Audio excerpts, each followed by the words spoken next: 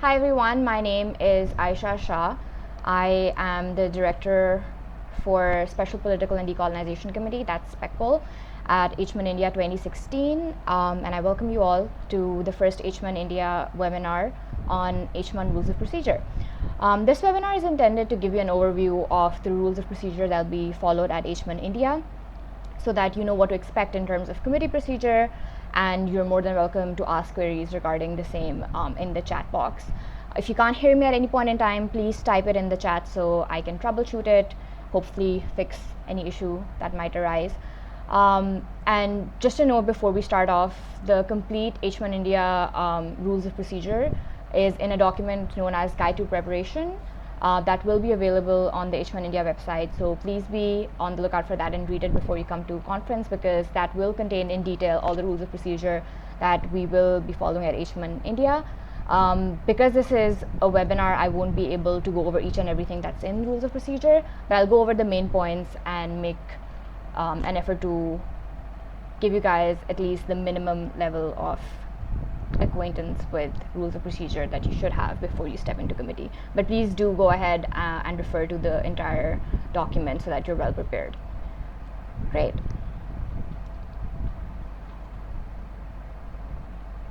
Awesome. So it seems like everyone or most people who've commented in the chat box can hear me. So I'm gonna break the webinar down in a few sections. Firstly, I'll go over the basics, what rules of procedure are, what is expected in committee, and then I'll sort of tie in the rules of procedure with how committee flow is expected to proceed during the 4 days of conference.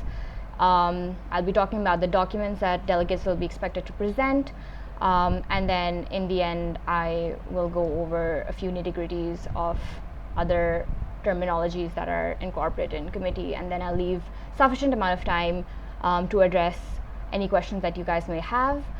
Just to ensure smooth running, I wouldn't stop and answer questions as you type them, but please, when you have a question, type it in the chat box, and in the end I'll just take all those questions and answer them. Great. So let's start with the basics. What are rules of procedure? In any given committee, there are several viewpoints, and if you're in the General Assembly Committee, you may have up to 195 delegates, which means potentially 195 different stances, different ideas. And at HMUN India, what we really value is delegate input. And over the course of the conference in your committee, debate will progress, delegates will find themselves agreeing and disagreeing, negotiating with other delegates, working with several different viewpoints, and trying to come to a consensus on a resolution. So in order to ensure smooth running of committee and maintenance of decorum, you have rules of procedure that have been set in a manner that allows everyone to be on the same page about how committee, delegates and dais included, will work together towards finding a resolution for the said topic area. So it's not meant to seem daunting, although it might seem so. It's just meant to ensure that there's smooth running of committee and everyone's getting an opportunity in the best possible manner to present their views. So one thing that's very important for committee to start is for the committee to have quorum. Now, quorum is a percentage of registered delegates or members of the committee that must be present inside the committee room for the committee to either start, or if people have left in the middle of committee, for debate to continue in committee. So at HMUN India, for productive purposes or for efficiency purposes, it's assumed that quorum has been fulfilled when we start committee or continue committee, but at any point in time, delegates may raise a motion and ask the chair to just double check if quorum has been met. So quorum means at HMUN India means that 25% of the members of the committee must be present inside the committee room. So there might be times when it's the middle of conference and delegates are working outside the committee room to work on documents, and there are too many delegates outside. That means productive debate cannot happen inside the committee because not enough people are present to have adequate amount of diversity in the views that are being presented. So in that case, the chair or the director may call delegates from outside the committee so as to ensure that we do have a minimum number of delegates to have good debate in committee. Other basics are that English is the official language and working language of the conference. That means when you're inside the committee room or outside discussing anything related to committee, when you're conversing with other delegates, when you're conversing with the day staff, you must use English language. It's a very minor point, nothing to really have a debate on, but just please keep in mind that whenever you're working, you should be speaking in English. Another important point is that HMUN India has a no electronics policy inside committee rooms. So that means you are not allowed to use laptops, tablets, mobiles, computers, any electronic devices inside the committee room, especially during formal debate. Sometimes directors will allow delegates to use electronic devices when they're in an unmoderated caucus, or they may not allow them to use laptops or any other electronic devices. So it really does depend on the director, but please make sure that you're not using electronics inside the committee room. If you absolutely do need to use it or think that it's absolutely essential, please write a note to your director and see what he or she says. Another very minor point but important point is that badges and placards are required for you to be recognized by a moderator. So if you lose yours, please get a replacement for delegate services. Most likely your director will not recognize you if you don't have an official HMUN India placard. Other things, something that's different at HMUN from other South Asian conferences, Model UN conferences, or even other international Model UN conferences is the makeup of our days. So a dais is what you would otherwise maybe call an executive board, but at HMUN India it's called a day staff, which includes your director, who will also be serving as your moderator, and then your assistant directors. So director is the person who has written the background guide, who has set the topic area, who's the substantive expert on the topic that's being discussed in committee, and in his or her capacity as a moderator as well, that your director will be overseeing the proceedings of committee. He or she will be the one who will be moderating debate, and so your director will also be the expert on procedural matters. So in short, your director is the most powerful person in the room. That comes from a place where the director is obviously very knowledgeable, has done this many times before, and is here to facilitate a debate and ensure that we're being productive inside committee. The director's decisions are final, but in some cases, if you feel that a director is not perhaps following parliamentary procedure correctly, you may raise a point of order, or if there's something that the director is doing and you might want to know why a certain thing is being done, you should feel free to raise a point of personal privilege or parliamentary inquiry, but just know that the director is there to have the final say in committee.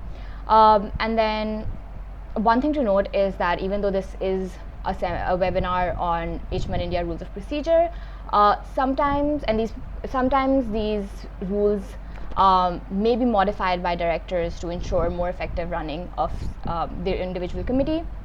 So please know that these may be modified by your director, and in case a director says something that's different than what's being said in this webinar or what's noted in the ROP in your guide to delegate preparation, you should go with what your director has said. And assistant directors are just a few other DAIS members that will be there to assist your director and to also be present as a liaison between you and the director, and will be there to help you out with other queries that you may have. So now we'll move on to the second part of our webinar, in which I will try to explain how rules of procedure are incorporated at every stage in committee. So imagine that you are entering committee for the first time. It's the first committee session. After the director and the DAIS have introduced themselves, maybe the director will have certain notes or certain announcements that he or she wants to share with you. After all the initial introductions and setting of the pace of the committee have been done, the director will take roll call. Roll call is self-explanatory. The director going through the list of registered members in the committee and noting down whether each one of them is present or not. One thing to note over here is that you might say you're present. If no one says anything, you are considered absent.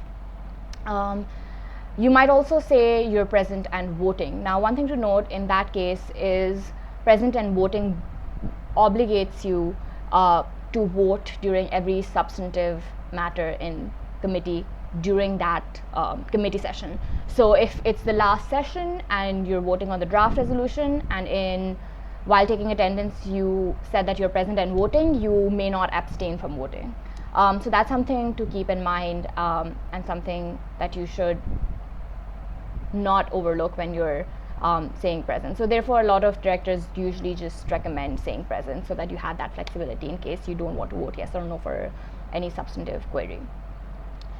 So that's all for roll call. If one more additional thing, if, for example, you're late to committee, or once you enter committee, your name has already been called out, i.e. you've already been listed as absent in committee, you may write, or actually you should write to your director on a piece of note telling them that you're here, so that they may mark you as present. After roll call has elapsed or has been carried out, the director will take motions to open debate. After that motion has passed, typically you do have a motion to set the agenda. This is something that's standard across most model UN conferences.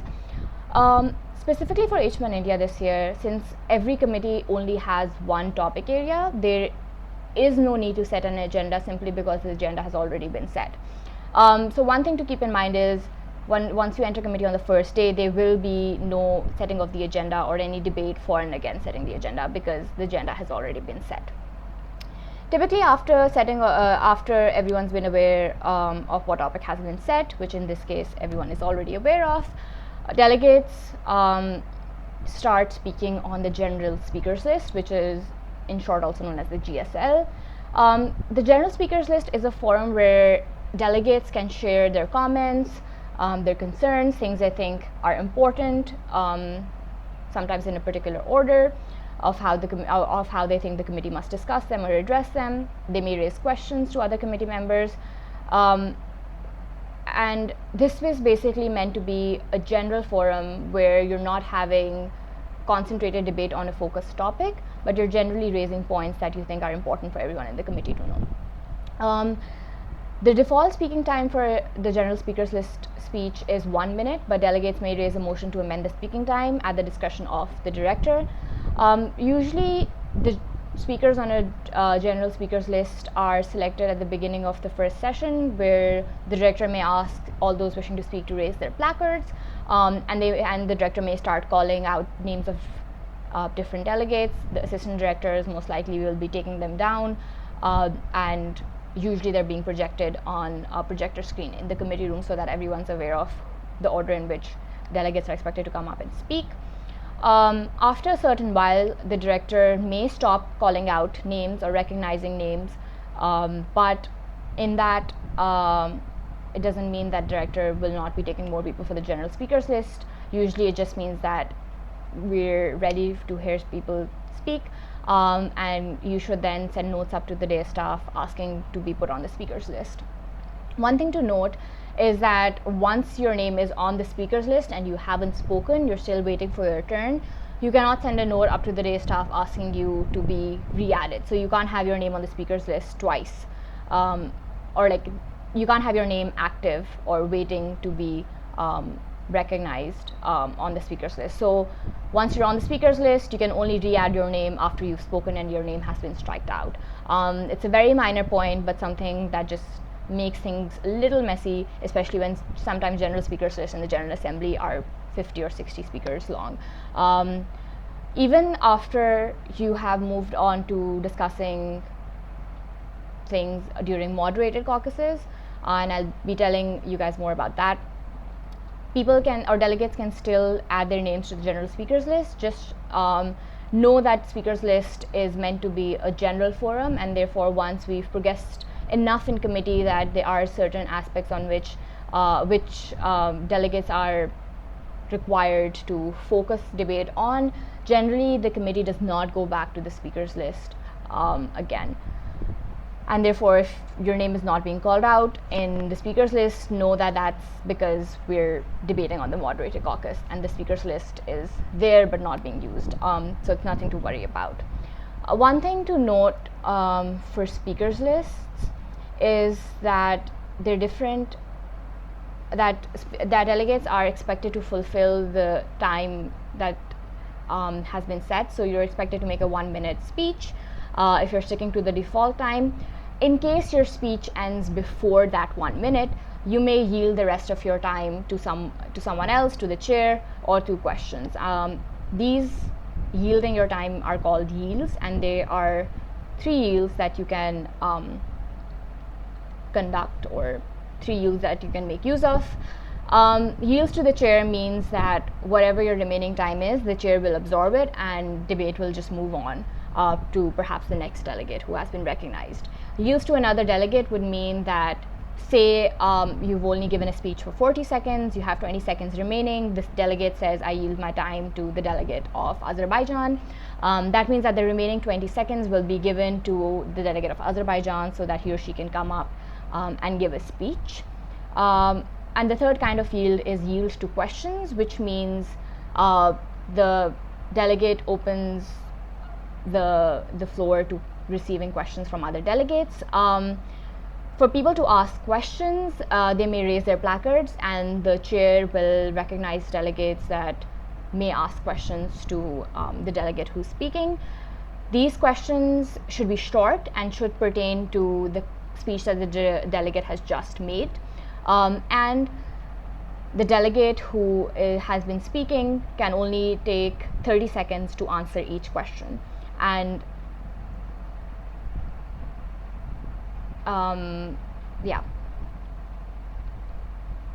only the delegate, clarification, the delegates asking questions can only answer questions that are 30 seconds long. So you can't have a question that's going on and on. And the delegate who's already speaking will then answer those questions in whatever time that is remaining in the 1 minute that he or she was initially given. One thing to note is that the yields are only permissible in the general speakers list speeches. So once you're giving speeches in moderated caucuses, you're not expected to yield times. So then we come on to the other form of formal debate that you can do in a Model UN committee, and that's moderated caucuses. Moderated caucuses are sort of forums for focused debate on certain aspects of the topic. It allows debate to be streamlined. It allows delegates to prioritize what issues they want the committee to address, and it requires a total speaking time, an individual speaker's time, and a topic for discussion. So, for example, if we're discussing a topic, a delegate may raise, for example, if you're discussing the Millennium Development Goals or Sustainable Development Goals, a delegate who's been recognized by the chair may raise their placards and say, this delegate wishes to raise a motion to discuss Sustainable Development Goals 1 for a total time of 20 minutes, individual speaking time of 1 minute, and then that's how you will raise a motion. After taking a few motions, the director will get the committee to vote on them in order of most to least disruptive, and whichever motion gets passed will be the motion that the committee will discuss for the next whatever amount of time that's been set. A note on combinations of total time and speaking time. Sometimes delegates wish to be a little more creative with how they frame the timing or set the time parameters for their questions and want the individual speaking time to be 45 seconds. That's very cute, but make sure that then the total time that you set with that adds up, and all those 45-second speeches will add up. So if it's a 45-second speaking time, have the total speaking time be 9 minutes, not 10 minutes. So because we want 45 seconds to be absorbed by the speaker and not exceed or go under the total time limit that's been set. One more thing to keep note of is that if your speech ends shorter or ends before the individual speaking time, the time is just automatically absorbed by the chair. So if, for example, you have a moderated caucus with individual speaking time 1 minute, but someone's only, or there are a couple of delegates who have made 30-second speeches, it doesn't mean that we'll have additional speakers. If it's a moderated caucus for 20 minutes total, individual speaking time 1 minute, you will only have 20 speakers for that moderated caucus. Another thing to keep in mind is that you cannot have a moderated caucus for more than 20 minutes on a specific topic. So if you've raised a moderated caucus with total time 15 minutes and delegates feel that they need to extend this moderated caucus because there needs to be more discussion on this, or a few delegates need to speak, or there has to be further deliberation, please know that you can only extend that for a further 5 minutes. After that, it's up to the discretion of the chair. You might narrow it down further on something that's been raised inside your discussions earlier, but please make sure that you're not asking for an extension to an extension because that's not permissible by our rules of procedure.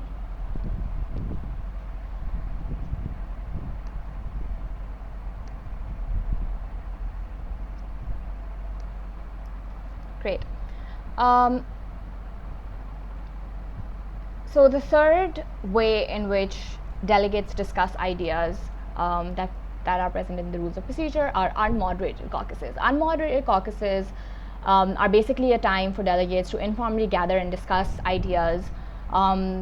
Usually they start with discussing what's ever been discussed before, sort of consolidate the ideas that have been put forth in the formal debate, and see how delegates can negotiate, form blocks, work together, decide on what things they disagree on, what things they agree on, and how we're going to resolve differences or find a resolution.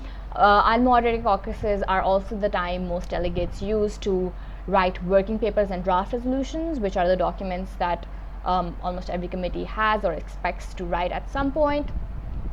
More on that will be coming up later. Usually directors do allow delegates to use electronics during unmoderated caucuses, but some directors, for example, may not allow use of electronics inside the committee room even if it's an unmoderated caucus. So please be mindful of whatever decorum or sort of whatever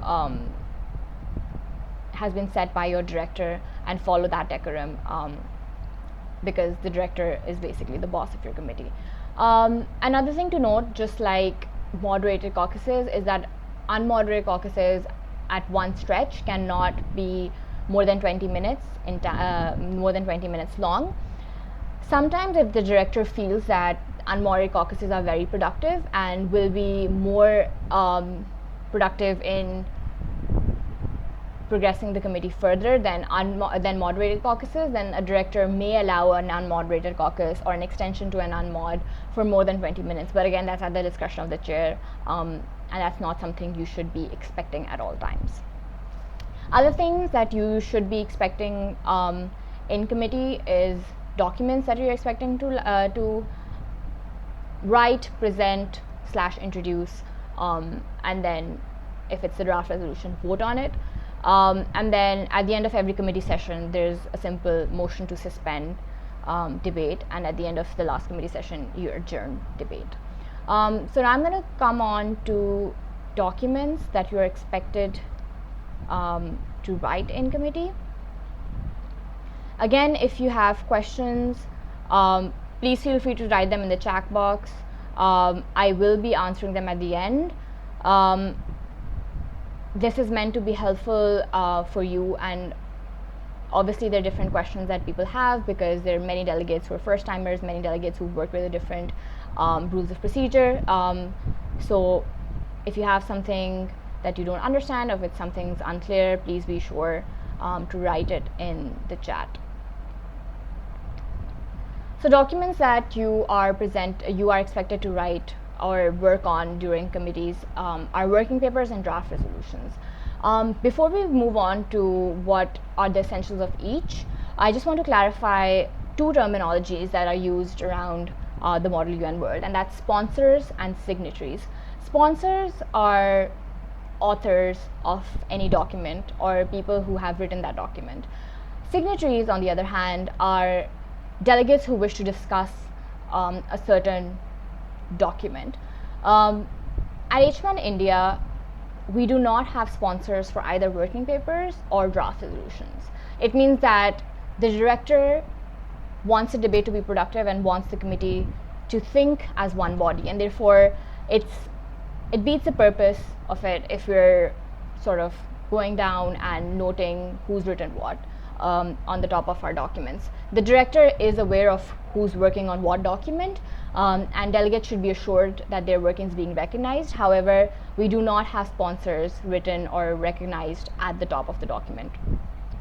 However, for draft resolutions, we do ask that delegates write signatories for each draft resolution, and signatories are just people who wish that document to be discussed in committee.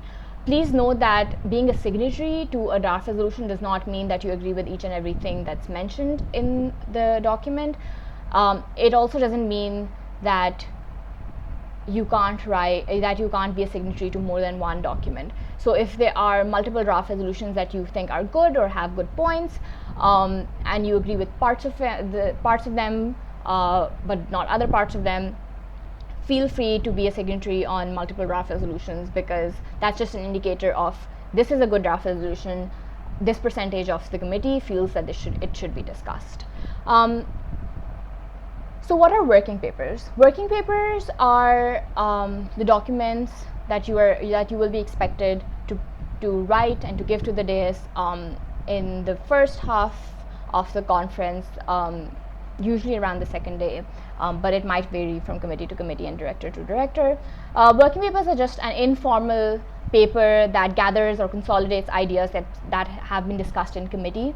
They're preliminary ideas. They can note policies that delegates have presented, and are just a way to gather important ideas and policies or suggestions that have been presented in committee, so that debate can be streamlined and everyone can have an idea of what other delegates are speaking, because sometimes delegates are aware of what's happening in, for example, their own blocks or blocks that they're working with, but not in other blocks, especially in General Assembly committees. Working papers, since they're informal, they can be typed up. Some directors prefer this, but some directors will also accept working papers that have been handwritten. These need not follow any particular format. You can have working papers that are just bullet points of ideas that you think are important. You can have maps or other visuals that you want to incorporate in working papers. That's completely fine, unless your director says otherwise. And once again, you don't have any sponsors or signatories for working papers.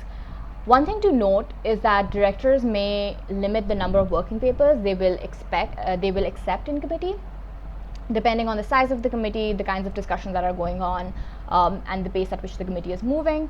Another thing to note is that once you write a working paper and you submit it to the day staff, you can't refer to it as a working paper, or you can't consider it as an official document of the committee unless and until it's been approved by the director. So once you submit your working paper, your director will approve it, or in some cases ask you to make changes or not approve it, and thereon, if your working paper has been approved, you can refer to it as a working paper, and that can be a document that the committee can refer to. The second kind of document that delegates are expected to write is draft resolution.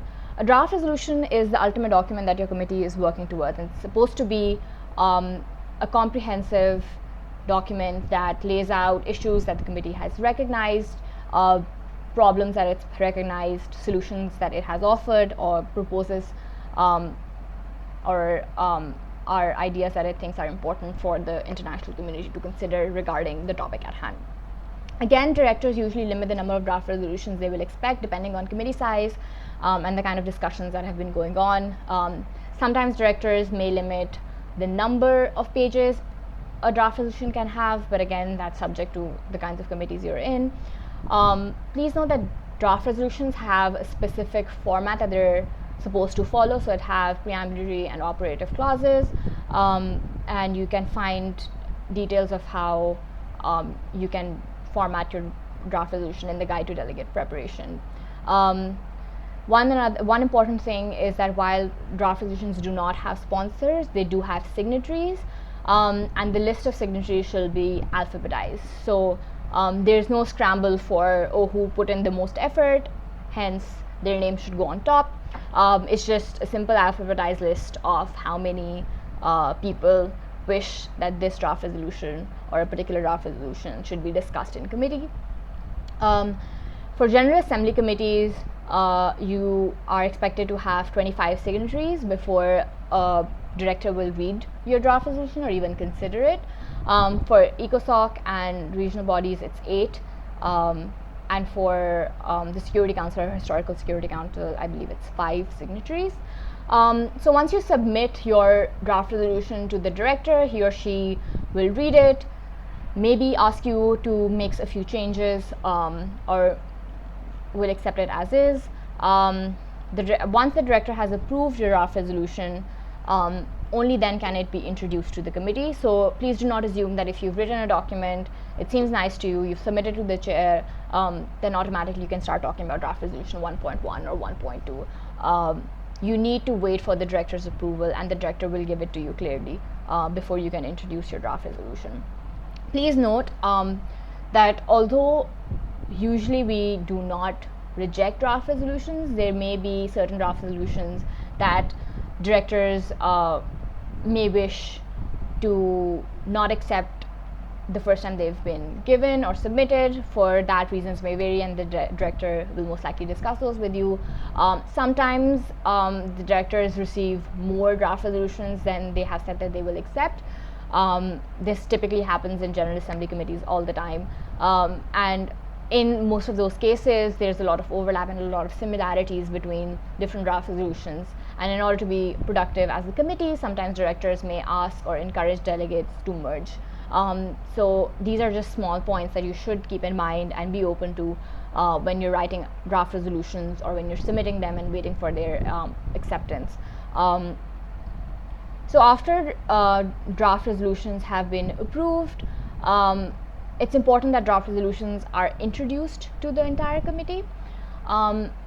These can be done in multiple ways. One thing I like to do, and some other directors also do this, is that they suspend rules of procedure, which means that we're not going to follow any particular set way of presenting or introducing these draft resolutions in moderated caucuses, but instead what they like to do is perhaps recognize 3 or 4 signatories for particular draft resolutions who will explain the salient points of a draft resolution to the committee, and then probably set aside a couple of minutes for a question and answer session, so that delegates who probably aren't aware with every minute detail of the draft resolution will have the opportunity to ask questions to people who've worked on it. This can be done for all the draft resolutions that have been presented. Sometimes, most likely, this is a very time-consuming process, and suspending the rules just allows the process to be more smooth. So you have a draft resolution, people who've written it are explaining it, they're answering a few important questions that other delegates have. You move on to the next draft resolution, and then once all draft resolutions have been introduced, you can refer to them as draft resolution 1.1, 1.2, 1.3, whichever they may be. And after that, once the suspension of rules and procedure has happened and you've introduced those draft resolutions, you move on to discussing those draft resolutions in moderated caucuses, and thereon you can refer to them as draft resolution 1.1, 1.2, etc. Please note that sometimes while the director is reading the draft resolution, there may be a time lag between when delegates have submitted them and when the director has approved them or gotten them printed, and that time can still be used for productive debate on what differences exist in committee or what different viewpoints there are, without referring to the specific draft resolutions that have been presented to the director. So it doesn't mean that while we're waiting for the director to approve a draft resolution, the committee is out of session or is in an unmod. You will still be holding formal debate through moderated caucuses, most likely. So after draft resolutions have been introduced, have been discussed in formal debate for a while, amendments to draft resolutions can be presented by other delegates. Amendments are a way of delegates presenting slight changes to operative clauses only in certain draft resolutions in order to make it more sort of acceptable to them. Generally, it's done towards the latter half of the conference, since that's when we've introduced the draft resolutions. Please note that there are no friendly or unfriendly amendments. So, for example, if a draft resolution has been accepted, it's been introduced, if anything in that draft resolution has to be changed, even if it's by one of the signatories themselves, they need to go through the proper procedure that's been laid out in the guide. It cannot happen that, oh, since I was one of the people who wrote this draft resolution, especially since there are no recognized sponsors, let's just add this to the draft resolution without the committee voting on it. That's not something that's acceptable. So for amendments to be accepted, accepted by the director, they should have a certain number of signatories on them, and that the breakdown of that is in the delegate preparation guidebook. Typically for GA committees, it's 12 signatories. For ECOSOC committees of more than 40 delegates, it's 15. For ECOSOC committees for 40 or fewer delegates, it's 8 signatories. And these are just guidelines that are written. Sometimes directors may change the number of signatories for accepting an amendment. Please know that this is just one thing or one point on the checklist that you have to fulfill before a director can approve it. It may still happen that you have the correct number of signatories and the director feels that that amendment is not substantively different or substantively as important for the purpose of committee to be accepted or debated or voted upon, and your amendment may be rejected by a director and the committee may not vote on it. But that's just something that's from a substantive point of view, and that's not something that is a make or break. So amendments are only introduced one time after the director has accepted them. Once the director has a list of a couple of amendments, they will tell the committee that the director is ready to accept motions to introduce amendments. Amendments are introduced, voted upon in the order in which they are presented, much like the draft resolutions. So the director will most likely read out the amendment once the motion to introduce the amendment has passed. Then the director will most likely take 2 speakers for and against that amendment. If there are no speakers against an amendment, we will automatically go on to a vote for closure of debate, which needs 2/3 majority to pass. If there are two speakers against closure, if there are speakers against closure of debate, the director will most likely take up to 2 speakers for the motion to against the motion to close debate. Once those speakers have spoken, the director will take a vote on closure of debate. If it passes by a 2/3 majority, debate on that amendment closes, and then the director will take a substantive vote on whether or not the committee will include that amendment in the draft resolution to which it seeks to amend. And for that, it only needs a simple majority to pass. Now this can be a very tricky procedure, so I recommend everyone familiarizes themselves with it. It's very simple once you understand. First, there will be a vote on introducing an amendment. Then there will be 2 speakers for and against that amendment. Then there will be a motion to close debate. There will be a vote on that motion to close debate. It requires a 2/3 majority to pass. If it doesn't pass, then you will continue debating on that amendment. However, if the motion to close debate passes, you will then stop debating on that amendment and you will vote whether or not that amendment should be included in your draft resolution. So once all the amendments have been, or once amendments that the director wishes to go through have been dealt with, the director will accept motions to a motion to enter into voting procedure on draft resolution. This typically means that we have draft resolutions before us, we've had any amendments that the committee wants to make to any of those draft resolutions, we voted on them, and now we have the final documents in front of the committee, including the amendments that we've just passed or not passed. So it's time for the committee to finally decide the one document that will serve as its final proposal to the international community. Please note that only voting members of the committee may vote. So if you're an observer state such as Palestine or Holy See, while you may take part in committee and debate, you may not vote on substantive matters, which includes voting on the draft resolution. So once someone raises a motion, or once a committee will enter into voting procedure, the correct way to do that is to motion for a closure of debate. Motion to close debate means we won't be discussing the draft resolutions further or anything on the topic further, we'll only be voting on the draft resolutions. The chair will take 2 speakers against motion to close debate. If no one wishes to close debate, debate will automatically close. It will take 2/3 majority, motion to close of debate requires a 2/3 majority to pass. If it passes, the director declares closure of debate. At this point, all the committee doors will be barred by the assistant directors.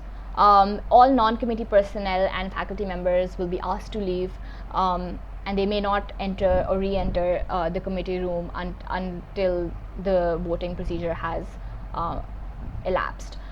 Even if you're a delegate and you're outside the committee room at the time the doors are barred, you will not be allowed to enter. So please be sure that you're inside the committee room before the committee enters procedure on voting procedure on draft resolution to make sure your vote counts. So once the doors have been barred, we will vote on draft resolutions. One thing to note is that draft resolutions are by default voted on in the order in which they were introduced. So the default order would be we vote on draft resolution 1.1. If that doesn't pass, we vote on 1.2. If that doesn't pass, we vote on 1.3, etc. At HMUN India, each committee may only pass one draft resolution. So the first draft resolution that gets passed will be the draft resolution that gets voted, gets adopted by the committee. So if draft resolution 1.2 passes, there will be no voting on 1.3 or 1.4, regardless of how many other draft resolutions are yet to be voted on. So voting on draft resolutions is a very, very important point, and the order in which they've been set is also important. Therefore, before we actually start voting on individual draft resolutions, delegates may raise a motion to reorder draft resolutions.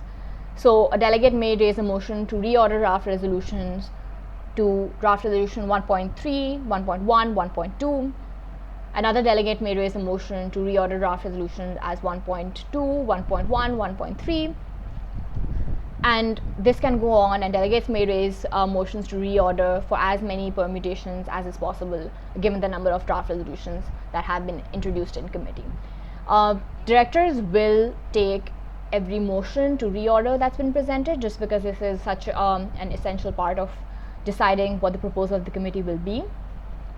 The director will then take votes on motions to reorder in the order in which they were received. Since all of them are equally disruptive, that's the order in which the director will take votes. So and just as draft resolution voting, the motion to reorder that gets passed first will be the motion that's adopted. No other motion, even if they've not been voted on, will be considered once a motion to reorder has been passed by the committee. So delegates are advised to be very careful when they're either raising these motions or voting on them, because it will impact how the committee votes on draft resolutions. Another thing that another motion that the director will entertain before moving on to voting on individual draft resolutions is division of question. Division of question is not something the director will ask for particularly, but if delegates feel that there are parts of a draft resolution that they find acceptable and other parts that they find unacceptable, and they wouldn't want to wish on a wish to vote on a draft resolution as a whole document, but want to vote on separate clauses or separate groups of clauses, they may raise a motion to divide the question. When a delegate raises a motion to divide the question, the chair will take 2 speakers for and 2 speakers against the motion to divide the question. After that, there will be a procedural vote on dividing the question, which will require a simple majority to pass. Since it's a procedural vote, no one may abstain. So everyone must be on board and must vote on on whether or not the committee or whether or not the committee should consider dividing the question. If a motion to divide the question passes, then the moderator or the director will ask the committee for motions to divide the questions, and they will take all motions that have been presented. Remember that preambulatory clauses cannot be divided, and you may only divide the question on operative clauses. Another thing to note is that you cannot divide the question saying that each and every clause will be voted on separately in a draft resolution. It needs to be set or a group of clauses that need to be voted on individually. And after the chair takes motions on how to divide the question, they will decide on what the order is of voting on these motions to divide the question, and they will be voted on in the order of most to least disruptive, which requires a simple majority to pass. Once a division has been passed, so for example, the division that's been passed says we'll vote on draft resolution 1.1. We'll first vote on clauses 1 to 8, then we'll vote on clauses 9 to 12, and then we vote on clauses 13 to 15. That division will be voted on by the committee. So individually you'll go and the director will ask for votes on each group that's been raised, and then whatever set of clauses passes, they'll be entered in the draft resolution, and if a clause or a group of clauses does not pass, they won't be added to the draft resolution. If no division passes, the draft resolution will remain intact.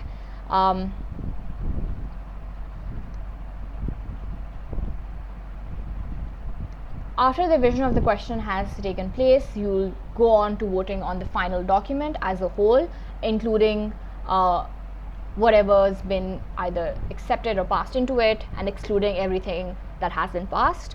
The final document will be put to a substantive vote, and it will require a simple majority to pass. I know that's a lot to take in, and you can definitely refer to the guide for delegate preparation, but it's just nice to go over these in the webinar so that you know that this is one form of voting that can take place. Another form of voting can be a roll call vote, where a delegate may motion to vote by roll call. It's a procedural vote. All delegates must vote whether or not they want a roll call vote to take place. If 1/3 of the members of committee vote to have a roll call vote, that's what the committee will be doing. There may be instances where the director rules this motion dilatory, which means that even though technically by the rule book delegates may raise a motion for a roll call vote, the director feels that that's not something that's appropriate for the committee at that point in time, and they will not be voting on this motion in that case. However, if the motion passes, the director will call countries in alphabetical order with a selected member. It may be the first committee on the list, or it may be somewhere in the middle. That's up to the director. Though not as complicated as division of question, roll call vote also has slight intricacies. In the first sequence, delegates may vote yes, no, abstain, or pass. A delegate may request the right to explain his or her vote only when the director is voting against the policy of his or her country, and in that case, the delegate will say yes with rights, or no with rights. A delegate may only explain an affirmative or negative vote, not an abstention from voting. So you can't abstain with rights. If in the first sequence, if a delegate has passed their vote, in the second sequence the director will come back to them, and then they either have to vote yes or no. Those are the only two options available for them, and they cannot vote yes with rights or no with rights. All delegates who have requested the right to explain their vote will be granted time to explain their votes, and in the HMUN India Rules of Procedure, your explanation cannot exceed 30 seconds. One thing to keep note of is voting with rights does not mean that you should explain your vote and why you think something's been voted on generically. This is a very particular kind of vote that must be used only in instances where delegates are voting for a draft resolution or for example voting for a draft resolution in affirmative which contains something that's against their country's foreign policy. So they are allowed to take that 30 seconds to explain why they're voting on something that precedent states they would not have voted on previously. So that's just one thing to keep note of. It's not something to explain your vote just because you feel like it. After the roll call vote has concluded, the moderator will announce the outcome of the vote. Like any other substantive vote, it does require a simple majority to pass. The third option for voting on draft resolutions is when there's no roll call vote or no division of questions, which is ideal for the director. Very easy for the committee is when you just simply vote in the order in which the draft resolutions have been motioned to vote on. It's a substantive yes, no, abstain, and it requires a simple majority to pass.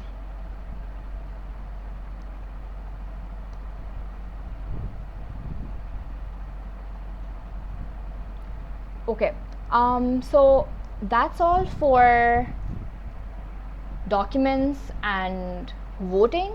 Other notes that I would like to sort of highlight for you before we move on to the Q&A session include terminologies that sometimes directors will use. So sometimes you might, especially delegates who've been to Model UN before, sometimes you might have heard directors saying that something is out of order. Sometimes directors say that something is dilatory. So whenever a director rules something out of order, it means that that particular motion or point is not in adherence with the rules of procedure. However, when the director says that something is dilatory, it means that even though the point or motion raised might be acceptable, if you look at the rules of procedure, that's not something that the director feels is appropriate, or the director does not want to entertain that motion or point, and in that instance he or she will rule that dilatory. Other things to keep in mind are points. There are only 3 points that are acceptable in HMUN India Rules of Procedure. There is a point of order, point of parliamentary inquiry, and point of personal privilege. Point of order is when the director has been, if a delegate feels that the director has either not followed the rules of procedure or has done something that's against the rules of procedure. At that point, you are more than welcome to raise your placard and say point of order. The director will accept it. You can explain why you think something was done against rules of procedure, and if the director is wrong, he or she will accept it. The other point that you can raise is point of parliamentary inquiry. That's when if you don't understand why rules of procedure are being followed in a certain way. For example, you don't understand why one motion was voted on before a motion you raised, or if you don't understand why working papers are not being introduced, because they aren't usually introduced, they're just discussed, or if you want to ask questions about anything that's related to parliamentary procedure, please raise a point of parliamentary inquiry. The moderator will accept it, ask you to ask whatever query you have, and will answer it. Please do not hesitate to ask points of parliamentary inquiry, because that just keeps everyone on the same page. Everyone knows what's going on and why a procedure is being followed in a particular way. So if you have something that's unclear, feel free to ask a point of parliamentary inquiry, and the director will be more than happy to answer it for you. The third kind of point is point of personal privilege, and that pertains to you expressing anything that pertains to your personal comfort to director. So for example, if you feel the room is too hot, or if you feel that you can't hear a delegate when they're speaking, the mic's not working properly, or you want something to be projected on the projector screen, things like this that pertain to your personal comfort in committee, you can raise a point of personal privilege and present that to the director, and he or she will try to accommodate you as much as possible. Please note that if you wish to excuse yourself from the committee room to, for example, go to the restroom, or leave for a moment and then come back for something urgent that's come up, you are not required to raise a point of personal privilege to exit the room momentarily and then come back. Just raising those points will disrupt the flow of committee for no reason, so please avoid doing that. But if it's something that's more important and something that's a more longer term, please do raise those points. Another thing that I would like to clarify over here is that there are no points of information or points of inquiry at HMUN India. So you may not raise points to clarify something that someone has said, or correct another delegate's speech, or present facts pertaining to whatever is being discussed in committee, to present factual information, or to show that you've done research, or sort of step up one more ladder in front of the rest of the committee. That's against the spirit of Model UN. That's not something that we condone at HMUN India. So please make it a point not to raise any points of information. Another thing to note over here that's not a point, but as additional information, sometimes delegates would like to present their research in forms of pads or notebooks or ring binders to the day staff, especially the director. That's not something that's required. Please do not do that.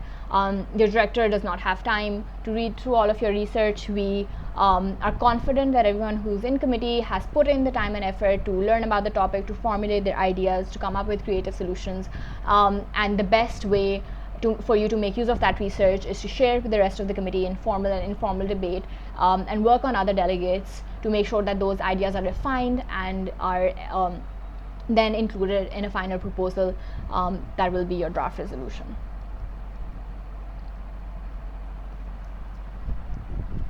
The last thing that I'd like to point out is right of reply. That's a special privilege that can be given in certain scenarios. Now, right of reply is when a delegate feels that their personal character or their national integrity of the country that they're representing has come under question, or has been unfairly addressed in committee, or has been or if a delegate feels that they've been insulted or incorrectly represented, or their sovereignty has been breached. Something of that level, a breach of that level constitutes an offense that a delegate may ask a right of reply for. So if you feel that you've been offended in that manner, a delegate may write a detailed note explaining why the delegate feels that they're offended, send that note up to the dais staff, and then the director will either approve or disapprove that right of reply, and also set a time limit for a speech that you can make in case your right of reply is accepted. Please note that right of reply is something that we hope doesn't come up in committee often, and if it is, the director may set a particular time limit, maybe 1 minute, maybe 2 minutes, depending on what kind of right of reply that was. but it may also happen that a director may not accept a right of reply. Either way, the right of replies are not a make or break situation, and delegates are encouraged to keep working harmoniously towards the common goal that the committee has. So that's all from the general overview that I had in mind, and these are things that you should know at a minimum before you step into committee. Again, a reminder, please do look at the guide for delegate preparation so that you're aware of how committee is going to proceed and what rules of procedure will be followed. At this point, I will start asking questions. If you have questions, please start writing them in the chat box, and I'll be accepting them and answering them as I see them.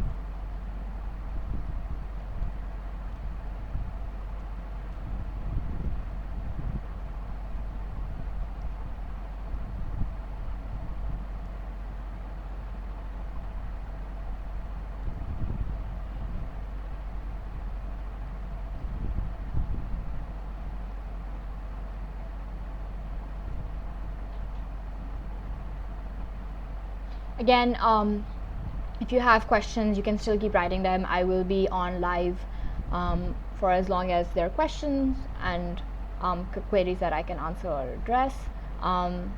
It's great to see that many of you have found this helpful.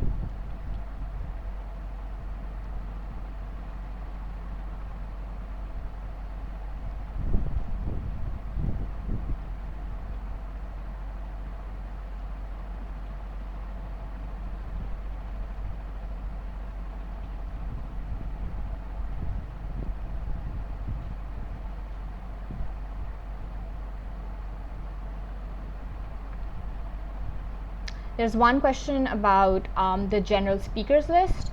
Again, the general speakers list is usually only used in the first committee session. If, for example, all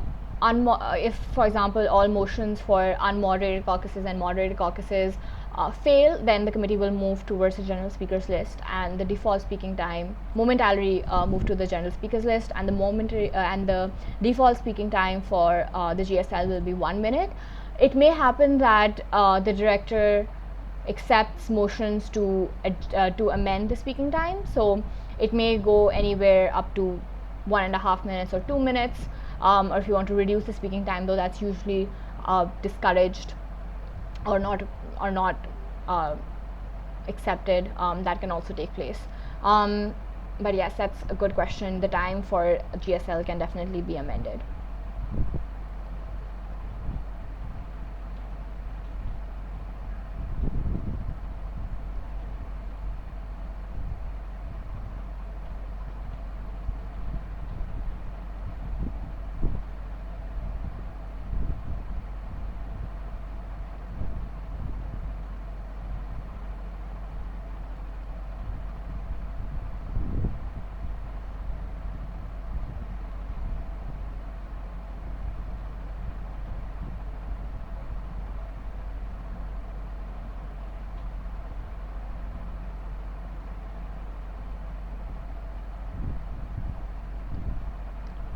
Regarding our electronic policies, yes, it is true that no electronic gadgets will be allowed in committee rooms, especially when the committee is in formal debate. However, there may be times during unmods or informal debate when your director may allow you to use electronic devices. Again, that's at the discretion of the director. This is done mainly so that delegates can share ideas and move the committee forward in terms of debate without being distracted by other electronic devices or using electronic devices that may not be accessible to everyone.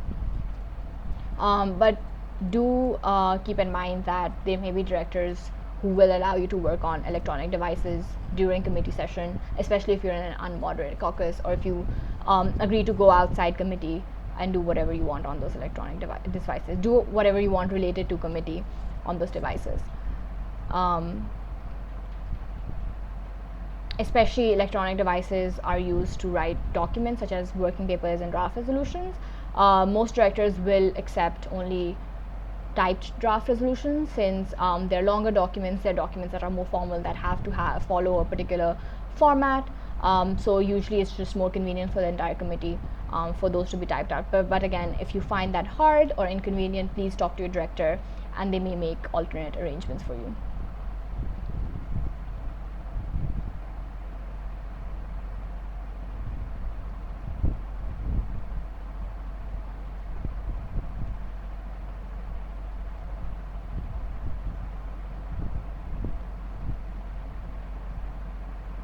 There's a question about ROP, whether or not it's the same from last year. It is definitely the ROP that was followed last year to a large extent. I don't anticipate any changes have been made, but I do recommend everyone to still read them if they're aware of them already. It just helps everyone if they're acquainted with them and it's fresh in their minds.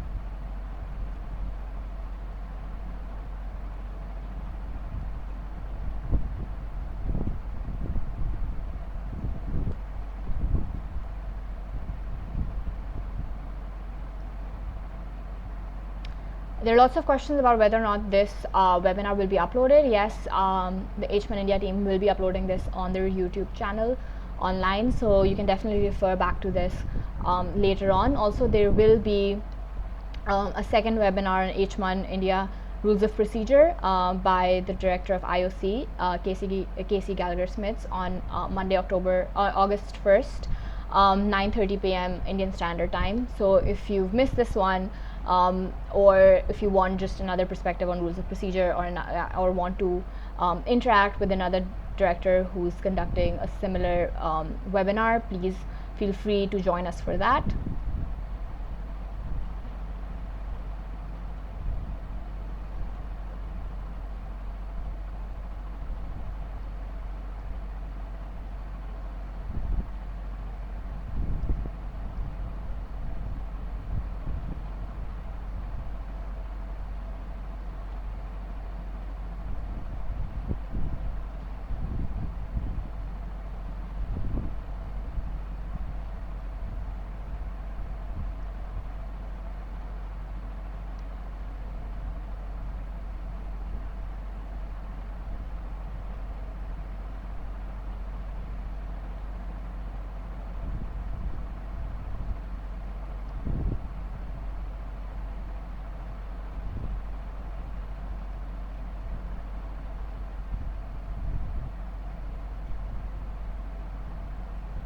So there's another question.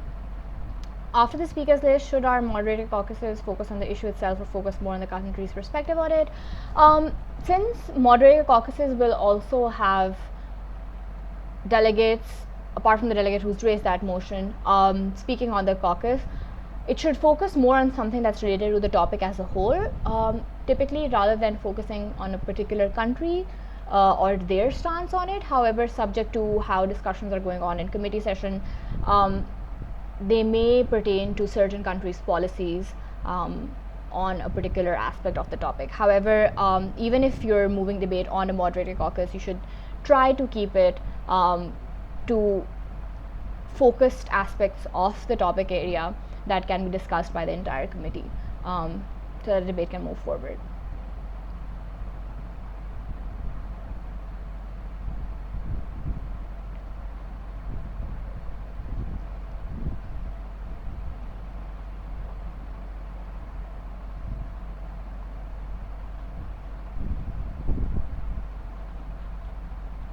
There's a question about position papers, and position papers are, yes, definitely documents that are written by delegates, but these are documents that will be submitted by delegates individually on each topic area before committee starts or before even conference starts. And the deadline for submitting your position papers is July 25th. And you need to and all delegates need to upload them to OneBase. Information about position papers are also in your background guides. So if you want more details on how to write them or what to expect, you can read the information in your background guides. But also feel free to write to your directors in case you have any substantive queries about the position papers.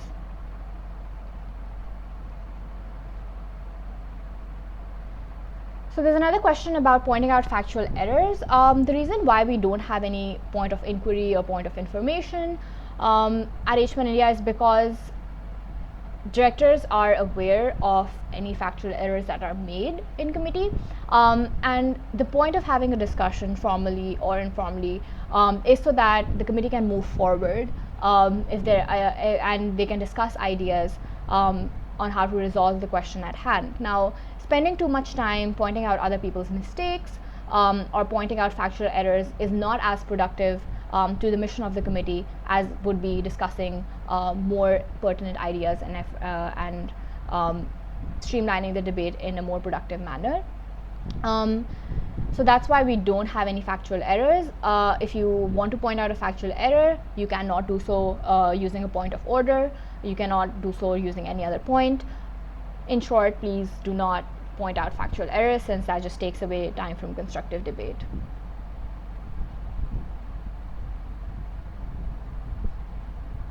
So there's a lot of people who are wondering whether or not there are chits in committee. Just for clarification, chits are the tiny notes that you pass in committee in the South Asian circuit. It's a very colloquial word, and since HMUN is an international conference, we do not say that we use chits. Instead, you will be allowed to use notes in committee, which means that you will still be allowed to use small pieces of paper, write any message that you want to send to the dais or other delegates pertaining to committee on those notes, and then pass those around to whoever you want to address it to. But please do not refer to them as chits, because that will just be confusing. But definitely you can write notes. There's a slight confusion also about ring binders and bringing research into committee. Please note that you are more than welcome to bring in everything that you've researched in committee, but just don't present those pages and pages of research to the director, because that's not what the director is there to read. And your performance will be evaluated on how you work with the rest of the committee and how you use the research that you've done to work with the committee and move towards a resolution. But you are more than welcome to bring in research and have notes with you.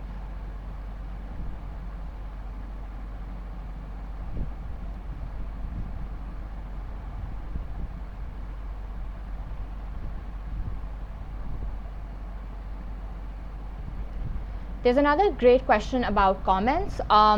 So comments are basically points where, or not points in terms of the specific terminology and rules of procedure, but comments are opportunities for delegates to comment on a general speaker's speech if there is time left in the speech time of that speaker, which the speaker has not yielded to the chair, another delegate, or to questions. So in case a speaker has spoken for say 40 seconds, there are 20 seconds remaining, and the speaker just goes to their seat and does not yield, then the director will accept 2 30-second comments. That means delegates can raise their placards, and the speaker and the director will recognize 2 speakers to come to the front of the room and give a 30-second comment on the speaker who's just spoken, and the speech of the speaker who's just spoken. Again, this is an opportunity for you to comment on the speech itself and not anything the speaker is doing otherwise, or any other thing that's been discussed in the committee. A comment must pertain to the speech that has just ended.